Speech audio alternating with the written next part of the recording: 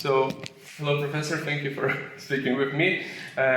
You came to Lithuania this month, and it was the first time, if I'm not mistaken. Yes. What brought you to this region? Any particular reason?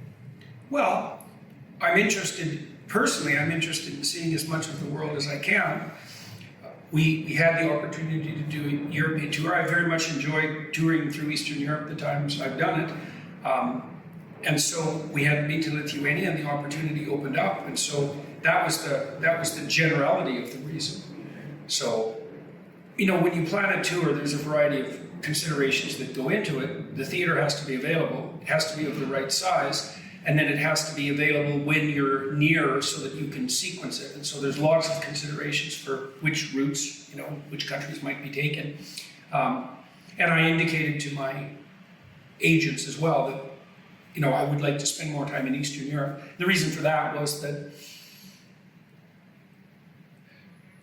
I suspect that Eastern Europe, and this would include the Baltic states too, has a key role to play in the reversal of this trend towards the what would you say, the more Marxist end of the cultural wars that are presently raging, because you guys had Marxism for 7 decades and you haven't forgotten, whereas we're too foolish in the West to have any idea about what that means. And so these ideas that virtually destroyed you are still attractive to people here, but they're not that attractive to people in Eastern Europe, the Baltic states, not even to people on the left. So, you know, I can see, and I see that Eastern Europe and the Baltic states have had some success in resisting some of the ideas that have made more inroad in the West. So, you were kind of the first person to introduce to the mass media term of cultural Marxism, at least give it the biggest stage so far. yeah. And it is still not widely accepted. There are many people contesting the notion that there is such a thing, cultural Marxism. So what is that? What is that? Well, the Marxist view of the world, which is rooted in an older resentment, I would say, is that there's the economic oppressors, that would be the capitalists, let's say, and then there's the economic oppressed, and that would be the proletariat, the working class, the much vaunted working class, that the intellectuals, who the intellectuals hypothetically support, which they never do, by the way, not in actuality. So there's a dichotomy built into Marxism, which is basically a variant of the oppressor versus oppressed narrative. And what happened in the 1970s, when it became ethically inappropriate to be a Marxist, even in France, is that Marxism just mutated, and it mutated into a meta-Marxism. It's, I suppose, cultural Marxism is one way of putting it, where the oppressor-oppressed narrative was expanded to include all possible categories. And so it expanded into the sexual domain, it expanded into the ethnic domain, it expanded into gender, and so people are divided into their different potential classifications, and then further subdivided into oppressor and oppressed, and then morality becomes nothing but supporting the hypothetically oppressed against the hypothetical oppressor. And so, you know, and some of that was influenced, well, definitely by Marxism, because most of the postmodernists who were at the bottom of the emergence of these ideas were Marxists, and they said they were Marxists. So the idea that this isn't real is, it's like Foucault was a Marxist, Derrida was a Marxist, Sartre was a Marxist. Now he was, you know, I don't think Sartre is directly to blame for postmodernism, but like most French intellectuals of his time, he was a Marxist. It's like, this is not a secret. All you have to do is go read the writings of the people who are being worshipped now, Foucault in particular. Wow, I'm not inventing this, and it isn't a term I invented. I mean, cultural Marxism was an idea that had been kicking around for a long time. I don't think it's such a great term, really. I don't know if we have a better one. You know, and I've been criticized. Well, Peterson doesn't understand the difference between postmodernism, which, you know, specifies the absence of all overarching meta-narratives, and Marxism, because Marxism is a meta-narrative. It's like, that might be true, but it doesn't have anything to do with the fact that they work hand in hand. Well, the postmodernists who said there was no meta-narrative jumped into the Marxist camp anyways. They said, well, there's no meta-narrative except that of power. It's like, that's so, I don't think there's a more dangerous proposition than that. Because first of all, look, we're sitting here having this discussion. If if it's me against you, which is what it is, if it's just power, if you either gain from this or I do, and it's zero sum, we're always enemies. Like, maybe you're my friend, well, our interests align, but as soon as they diverge, there's nothing but enmity. And I think the people who push that viewpoint, that's what they want. They want to use power, and they want a justification for it, and one of the things they say is, well, everything's about power. It's like, yeah, no, wrong. Like, fundamentally wrong. Couldn't be more wrong. It's anti-truth. Friendship isn't about power. Love isn't about power. The love you have for your children isn't about power unless you're a tyrant. It's not a tenable proposition, to say the least. And it's morally suspect, to say the least. And the idea that there's no such thing as cultural Marxism, it's like, you can bandy about your words all you like, but the notion that power is at the root of everything, and that you can be moral by taking the side of the oppressed, that's the universal anti-Western narrative, and it's everywhere, and it's destroyed the universities. So, people don't want to believe it, that's up to them.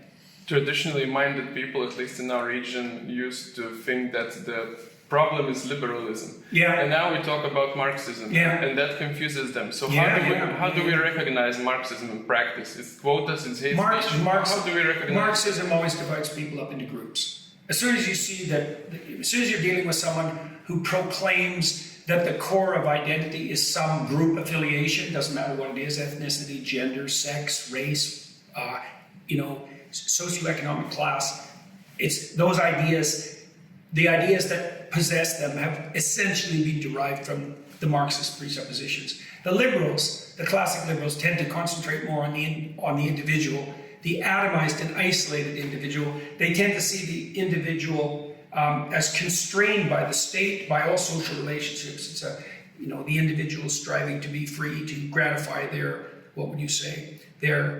to pursue their own rational self-interest, which is a stupid idea because our self-interest isn't precisely rational. The liberals concentrate on the individual. And I would prefer that to Marxism, like flat, hands down. But the problem with the liberal viewpoint, taken to the extreme, is that you end up in this atomized, you end up with this deracinated, atomized individuality as the core of identity, and it just doesn't work, because identity cannot be found within the individual, because you exist in relationship. So if you only stress the individual and you strip away the relationships, you leave with the individual virtually with nothing, maybe with their hedonism. And that's why there's an alliance between liberalism and the hedonists, because liberalism will collapse into hedonism. And that's just not helpful. No, it's not sustainable. Everyone knows that. You can't just gratify your whims, and the liberals would say, like the classic liberals, is like, well, you have your set of whims, let's say, and I have mine, and we can find a balance between them, and your right to your whims ends where my right begins, right? And that's pretty much the whole definition of the state, but that's foolish. It's foolish, because the state is a hierarchy of relationships. That's a much more sophisticated conceptualization. The state is marriage. The state is marriage and family. The state is marriage, family, and local community, and then town, and then province or state, and then country, and then whatever contains that. And identity is all of those at once operating in something like harmony. And, if you're in a marriage, you're just as much a husband as you are an individual, and maybe even more so. And if you have children, you're more a father than you are an individual, or you should be. Or your individuality, this is what Bishop Barron was pointing to, your individuality finds its fuller expression in the element of your being that's making itself manifest as husband and father. That makes you more, not less. That's not a restriction. That's what Barron was trying to point out today. It's like, no, that's an elaboration of your identity. Part of the reason young people are so desperate to insist that they define their own identity is because everything else has been stripped away from them. Well, the family is just a patriarchal institution. You shouldn't have children, and business is nothing but the predations of capitalism. And, it's just one thing after another is demolished. It leaves them with nothing. Deconstruction. Yeah, yes, deconstruction. Yeah, well, and the thing is, the deconstruction doesn't go all the way to the bottom, because the deconstructionists themselves end they never deconstruct their own hedonistic whims. You know, this is the thing that's so strange about an atomized individuality. It's like, well, I get to do whatever I want. Okay, what is the I that you're talking about? Is the I now your wants and your immediate wants? So that's what you're identifying with, and you think that's you. You're going to identify, what are you going to, you're in a rage. So now you're nothing but your rage. Is that the theory here? Or maybe you're nothing but your sexual desire. Or you're nothing but your fear. You're not free. And why is that you? Why is that you? By definition. It's complete insanity. And if you adopt the hypothesis that that is you, you will have the kind of insanity that makes you completely intolerable to yourself and absolutely unable to get along with anyone. So you can't get along with someone who says, I get to do whatever I want whenever I want to do it.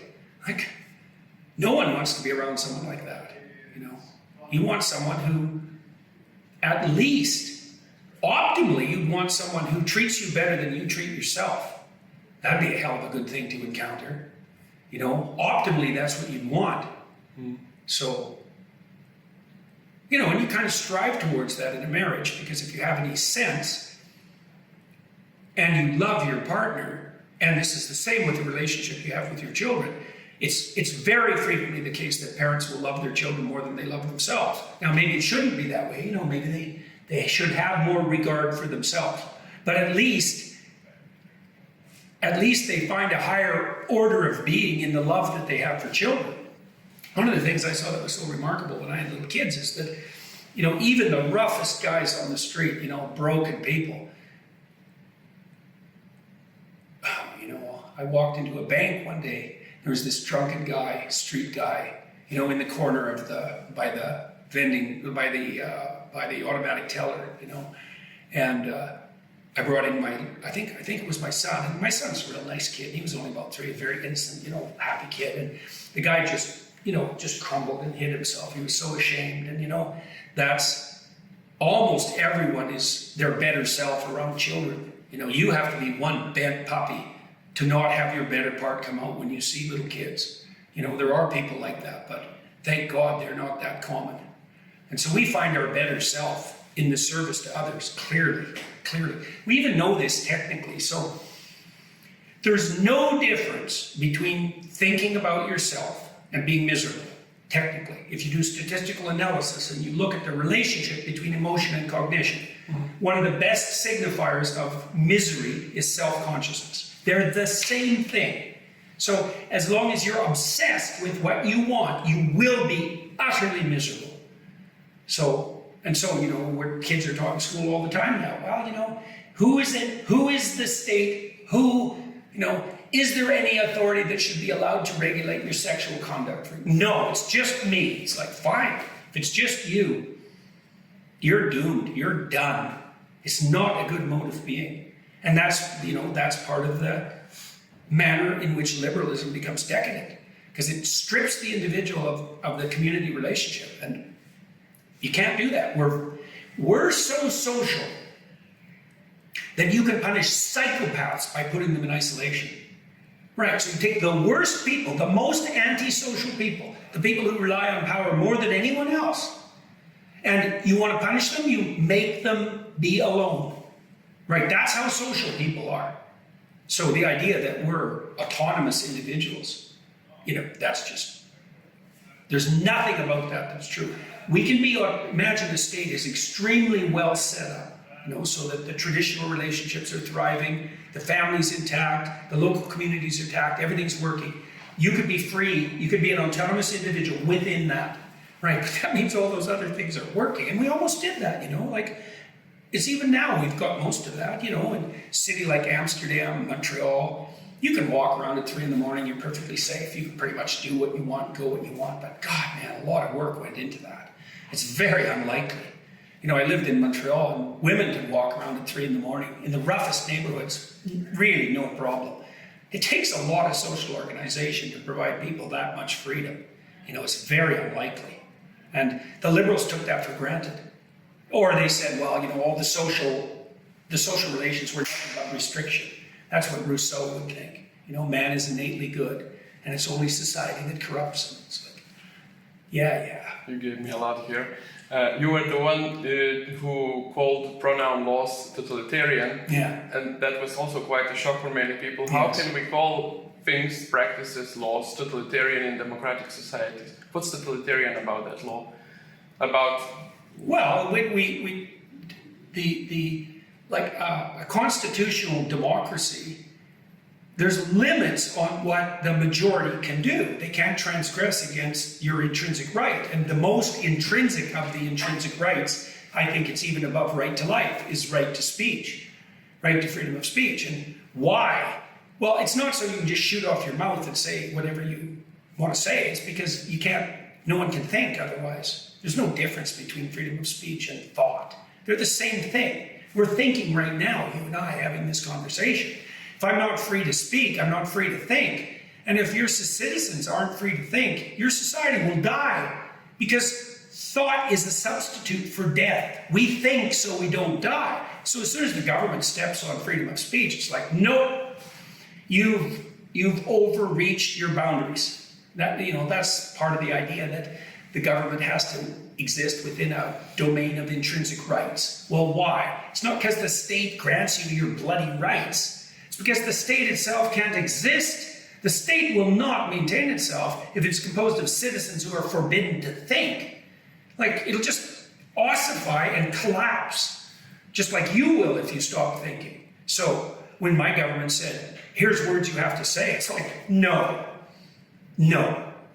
wrong. I'm way more afraid of the consequences of being unable to think freely than I am of whatever idiot punishment you half-witted dimwits can come up with. It's like, what are you going to threaten me with? Loss of my job? I don't care. I'd lose my job in a second if it was that or my tongue. I can get another job. I can't get another tongue. So, no way.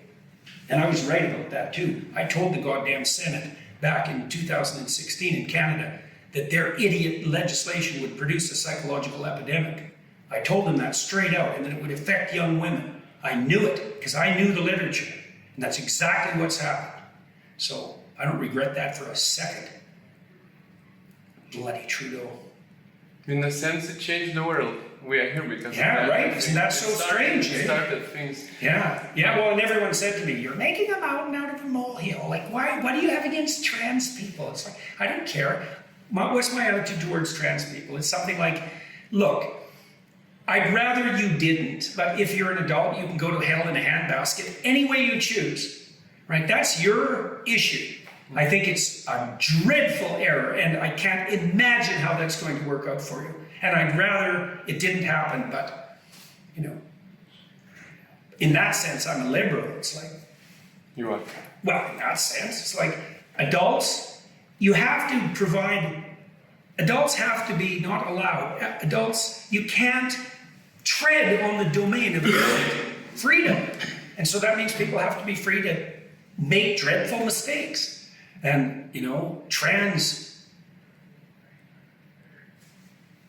transformation, the probability that that's going to be a dreadful mistake is like, it's certain as far as I'm concerned, Mm-hmm.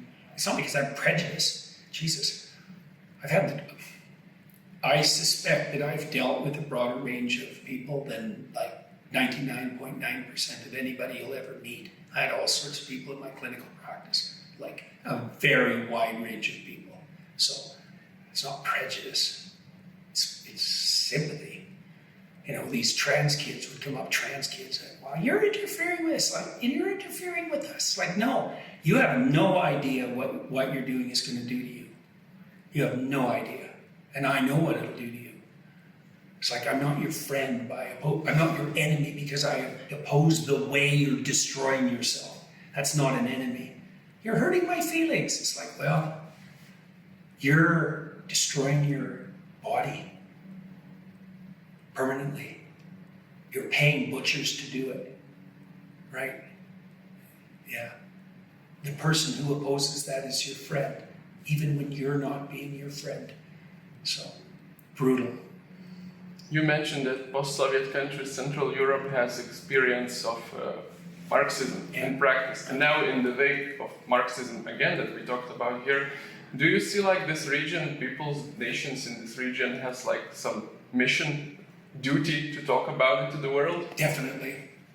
And I can see that when I travel through Eastern Europe. I've traveled through Eastern Europe pretty extensively. I mean, people there are perturbed about the susceptibility of the privileged rich West to these foolish moralistic ideas. But you guys have the experience with this, you know, and so I think there's more resistance in Eastern Europe. That's what I've observed. Hungary is a good case in point, so is Poland.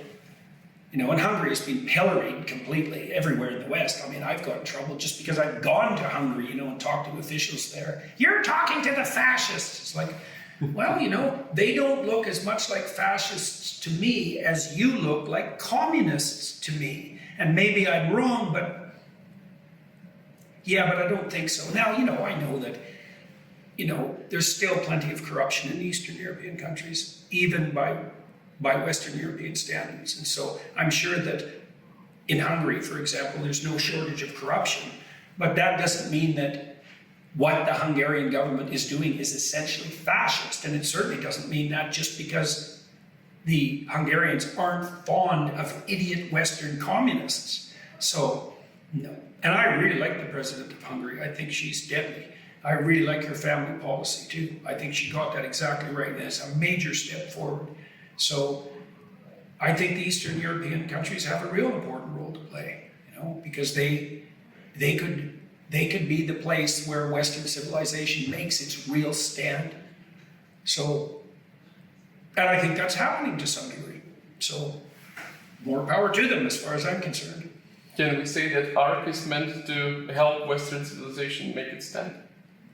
Well, I think I would hope is that ARC is here to make civilization make its stand, you know, because it's funny when we talk about Western civilization, it's like, let's say the Western civilization that we're talking about is Judeo-Christian. Well, why? In what way is it Western? Certainly not European. And, you know, it's Middle Eastern, it's even African to some degree, North African. Is that Western civilization? I don't think so. It's civilization. You know, and then you might say, well, what about the Hindus and what about the Confucianists? And, well, look, there's variants of civilization, you know. Does the civilization that obtains in the West now, derived from the Judeo-Christian tradition, have advantages that those other civilizations lack? Yes, I think they do. I mean, look at China. You know, it's quite the mess. How submissive they are. Well, they don't have a tradition of, their societies aren't based on the proposition that each person, we might say the explicit proposition that each person is made in the image of God, right? And I think that's true. I think that proposition is true.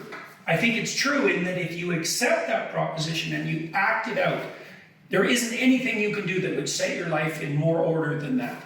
If you can act that out, everything will lay itself out for you. And you know that because, look, if you're married to someone and you treat them like a divine locus of consciousness, well, they're going to like you. They're going to be in love with you, right? You're going to treat them maybe better than they treat themselves. If you treat everyone that you come into contact with that realization in mind, everything will open up for you. And so in that sense, it's self-evidently true. And if you do the reverse, which is something like the power game we discussed earlier, you know, I'll just reduce you to whatever I can get from you.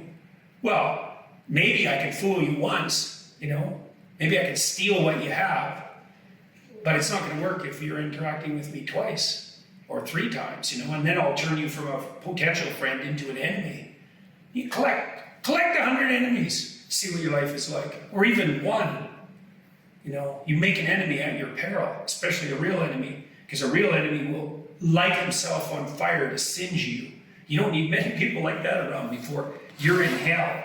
And so, you know, how do you get out of hell? Treat people like they're made in the image of God. There's no more practical advice than that. So I think that's a good ending.